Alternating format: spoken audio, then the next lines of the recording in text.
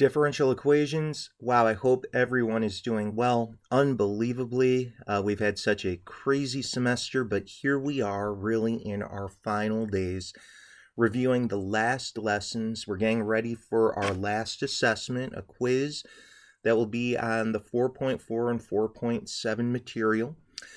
We are looking at the Cauchy-Euler differential equations, very special differential equations. Take a look at the y to the second derivative. Out in front, you have x to the second. You've got y to the first, y prime, the first derivative of y. What's in front of that? X to the first. So the order of the derivative will have x to that exponent's order. So a second derivative, you'll have x squared. First derivative, you'll have x to the first. Really, y is like the 0th derivative, so you'll have x to the 0 right there. And it sure looks like we have a quadratic kind of a form like we saw earlier. And in fact, we do. Now, what you did in the notes is to solve a Cauchy-Euler, you assume that y equals x to the m is a solution.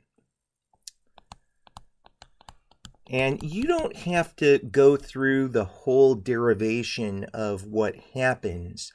We're going to allow you, and it's pretty standard everywhere, to immediately say, hey, with that assumption, that's going to lead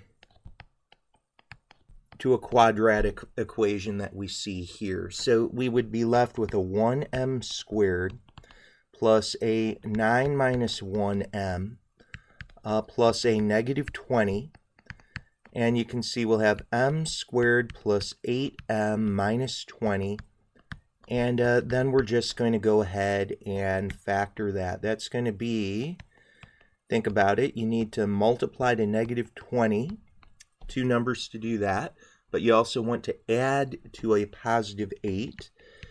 It won't take you long to find the right pattern, the right combination. A positive 10 and a negative 2 is going to do that. Then you use your zero product property. You set both of these equal to 0. That's the only way that you could get this multiplication of these two terms to equal 0. One or both of these have to be true. So m equals negative 10, m equals 2. Of course, m is the power. So what we get then is y equals some constant of x to the negative 10th, some constant of x to the second, and hey, look at that. Just like that, we are done.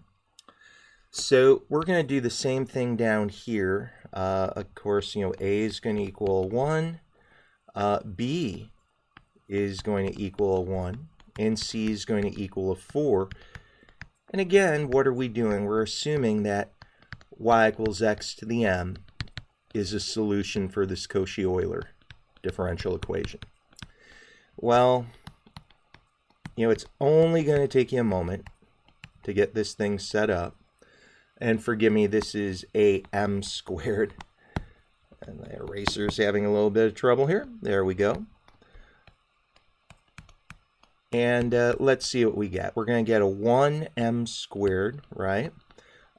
B minus a, 1 minus 1, guys, that's a 0. Wow, so we've got m squared plus 4 equals 0. M squared equals negative 4. If I were to take my square roots here, I would get plus or minus a 2i. And don't forget, we've got a 0 out in front there, too, for a complex number, right? What does that really tell you? Well, we know that when m would equal alpha plus or minus beta I, we saw in our notes that we would have, for a Cauchy-Euler solution, we'd have x to the alpha, pardon me, I need a c1 cosine of beta natural log of x plus a c2 sine of a beta natural log of x. And your alpha is 0 and your beta is equal to 2. So what's going to happen? We'll have x to the 0. Our beta is a 2. You guys are practically done here. You know, x to the 0 just is going to become a 1. So look at that. If you get complex solutions, this is just the natural, quick way to make that adjustment. Okay, we've got one more Cauchy-Euler, and we're going to see, you're probably not going to be too surprised. We had a quadratic where we had two distinct real solutions, right? Two different numbers. We saw what was happening there. When we get complex, where we're getting some imaginary terms, just like before, we're going to have terms with cosine and sine. Here's our last Cauchy-Euler. You know, you might not be surprised that we're going to get double roots, and that's going to happen right now. So again, we're going to assume that y equals x to the m is a solution.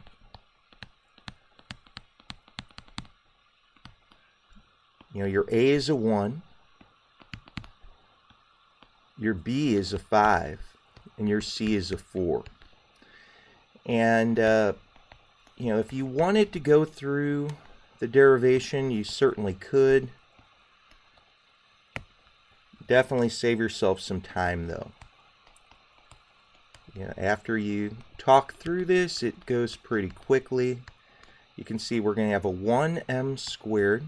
B minus a, well, that's a 5 minus 1. That's a 4, isn't it? And c is a 4. So this probably is not going to surprise you too much. You can see we're going to get our double roots. You know, using our zero product property, you could see that both of these roots are going to equal -2.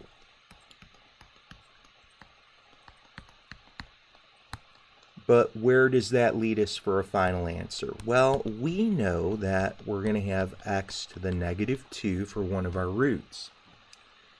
However, you know, like in the past, you know, when we were not solving the Cauchy-Euler, when we were just dealing with section 4.3, when we had repeated roots in that previous section, we'd multiply by an x. Here, of course, that's not going to be the case. We're going to actually multiply by natural log of x when we get repeated roots. And there you have it. So those are the basics for working with Cauchy-Eulers. We still have some review. That's problem 3 and problem 4, getting into undetermined coefficients. And we're going to get into that in our next video.